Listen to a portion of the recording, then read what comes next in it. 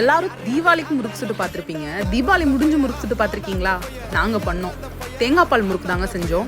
இந்த தேங்காய் பால் எடுக்கிறது தான் என்னோட ஃபர்ஸ்ட் வேலையாக இருந்துச்சு. இந்த சக்கையெல்லாம் தூக்கி போட்டுட்டு முதல் பாலை மட்டும் எடுத்து வச்சுக்கிட்டேன். இந்த ரெண்டாவது பால்லாம் நான் எடுக்கலை. சட்டியை காய வச்சு நல்லா 2 கரண்டி நெய்யை ஊற்றி நல்லா கொதிக்க வச்சு எடுத்து வச்சுக்கிட்டேன். அதுக்கப்புறம் அரிசி மாவு ஒரு 1/2 கிலோ எடுத்து அதில் ஒரு 100 கிராம் பொட்டுக்கடலை மாவு சேர்த்துக்கிட்டேன். இது ரெண்டையும் சரி பங்கில் எடுத்து வச்சுட்டு உப்புக்காக கல்லுப்பு எடுத்து அதில் தேங்காய் பாலை மிக்ஸ் பண்ணி கரைச்சி வச்சுக்கிட்டேன். நீங்கள் தூளுப்பு கூட யூஸ் பண்ணலாம்.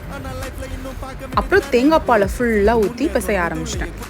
ஒரு பாதி தூரம் பிசைஞ்சதுக்கப்புறம் சூடாக்கின நெய்யை ஊற்றினேன். இந்த நெய்யை ஊற்றுனதும் அவ்வளோ சாஃப்டாகிடுச்சு. நீங்கள் நெய்க்கு பதிலாக பட்டர் கூட யூஸ் பண்ணலாம். அதுக்கப்புறம் எள்ளு போட்டு முறுக்கு மாவை பிசைஞ்சு வச்சுக்கிட்டேன். தனியாக ஒரு கரண்டிலையோ தட்டுலையோ இந்த மாதிரி முறுக்கு பிழிஞ்சு கடலை எண்ணெயில் சுட்டு எடுத்தேன். இந்த முறுக்கு சாப்பிட்றதுக்கு அவ்வளோ டேஸ்ட்டாக இருந்துச்சுங்க. டாடா பாய்.